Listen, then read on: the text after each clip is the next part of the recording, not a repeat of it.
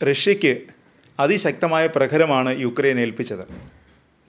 കഴിഞ്ഞ ദിവസങ്ങളിൽ തുടർച്ചയായി യുക്രൈനിൽ ആക്രമണം നടത്തുകയാണ് റഷ്യ.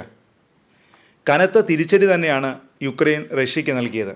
1.5 വർഷത്തോളം നീണ്ട തയ്യാറെടുപ്പിനൊടുവിലാണ് യുക്രൈൻ ആക്രമണം നടത്തിയതെന്നാണ് ഇപ്പോൾ പുറത്തു വരുന്ന വിവരം. സ്പൈഡർ വെബ് എന്ന അതീവ രഹസ്യമായ ഓപ്പറേഷൻ റഷ്യയ്ക്ക് വലിയ തിരിച്ചടി തന്നെയാണ്. ഞായറാഴ്ച റഷ്യയ്ക്ക് നേരിടേണ്ടി വന്നത് യുക്രൈൻ ഇതുവരെ നടത്തിയ ഏറ്റവും വലിയ ഡ്രോൺ ആക്രമണത്തെയാണ്. കോടിക്കണക്കിന് ഡോളർ വില വരുന്ന യുദ്ധവിമാനങ്ങളാണ് ആക്രമിക്കപ്പെട്ടത്. റഷ്യയുടെ ആകാശക്കരുത്തിൻ്റെ പ്രതീകങ്ങളായ യുദ്ധവിമാനങ്ങളാണവ. ഈ ആക്രമണം റഷ്യയെ സംബന്ധിച്ചിടത്തോളം ഏറെ നിർണായകമാണ്. റഷ്യയുടെ S-300, S-400 എന്നീ വ്യോമ പ്രതിരോധ സംവിധാനങ്ങളുടെ ശേഷിയും ഇതോടെ സംശയത്തിലായി. റഷ്യയുടെ സുരക്ഷാ സംവിധാനങ്ങളെല്ലാം ഭേദിച്ചാണ് രഹസ്യമായി അകത്തുകടന്ന് യുക്രൈൻ സൈബീരിയയിൽ വൻ ആക്രമണം നടത്തിയത്.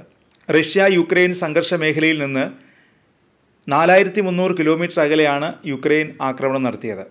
സൈബീരിയയിലെ ബെലായ വ്യോമത്താവളവും പടിഞ്ഞാറൻ അതിർത്തിയിൽ നിന്ന് 2000 കിലോമീറ്റർ അകലെയുള്ള ഓലന്യ വ്യോമത്താവളവുമാണ് യുക്രൈൻ്റെ ആക്രമണത്തിനിരയായത്. യുക്രൈനെതിരെ ദീർഘദൂര മിസൈലുകൾ തൊടുക്കാൻ ഉപയോഗിക്കുന്ന Tu-95, Tu-22 പോർവിമാനങ്ങളുടെ താവളങ്ങളാണ് യുക്രൈൻ തകർത്തത്. ആണവാക്രമണ ശേഷിയുള്ള 41 പോർവിമാനങ്ങളാണ് തകർത്തത്. റഷ്യയ്ക്ക് $700 കോടിയോളം നാശനഷ്ടമുണ്ടായെന്നാണ് റിപ്പോർട്ട്. 117 ഡ്രോണുകളും ഓപ്പറേറ്റർമാരും ഉൾപ്പെട്ട ആസൂത്രിത നീക്കമായിരുന്നു ഓപ്പറേഷൻ സ്പൈഡർ വെബ് എന്ന് സെലൻസ്കി അറിയിച്ചു. കുറഞ്ഞ ചെലവിലുള്ള ഡ്രോണുകൾ ഉപയോഗിച്ചാണ് യുക്രൈൻ ആക്രമണം നടത്തിയത്. Tu-95MS, Tu-22M3, Tu-160 ബോംബറുകൾ, A-50 radar വിമാനങ്ങൾ എന്നിവ ആക്രമിക്കപ്പെട്ട വിമാനങ്ങളിൽ ഉൾപ്പെടുന്നു.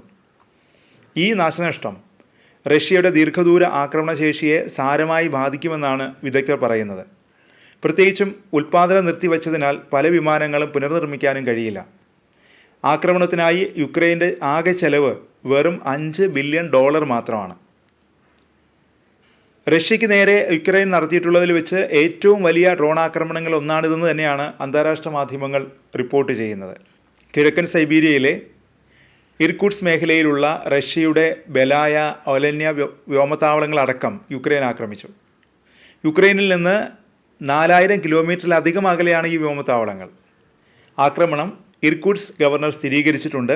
ആദ്യമായാണ് യുക്രൈൻ സൈബീരിയയിൽ ആക്രമണം നടത്തുന്നത്.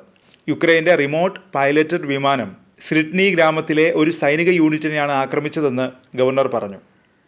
ശത്രു ഡ്രോണുകൾ മർമാൻസ്ക് മേഖലയിൽ ആക്രമണം നടത്തിയതായി മർമാൻസ്ക് ഗവർണർ ആൻഡ്രി ചിബിസും സ്ഥിരീകരിച്ചു. ആക്രമണത്തിൻ്റെ വീഡിയോ ദൃശ്യങ്ങൾ പുറത്തു വരുന്നു.